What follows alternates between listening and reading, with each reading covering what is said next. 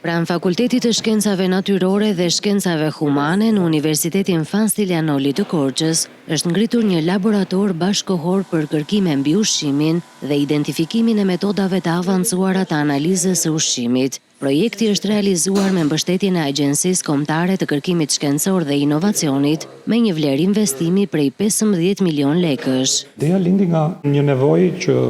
ekziston në rajonin e Korçës për të patur një laborator i cili në mënyrë të specializuar dhe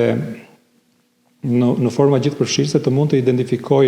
elementet të cilët janë shumë thelbësor në sigurimin e cilësisë së ushqimeve,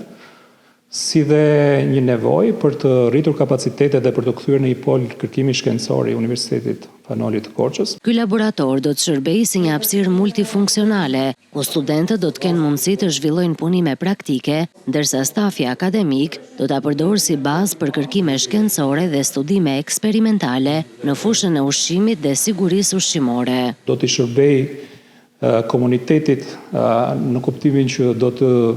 të mbështesë subjektet prodhuese apo agropërpunuese apo të përpunimit të ushqimeve me një ekspertizë të specializuar dhe për t'i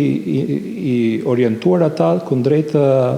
praktikave të sigurta për produkte sa më cilësore dhe të shëndetshme për konsumatorin. Ky laborator është një shembull institucional dhe ndërkombëtar që mund të sjellë rezultate konkrete në shërbim të komunitetit dhe zhvillimit të qëndrueshëm.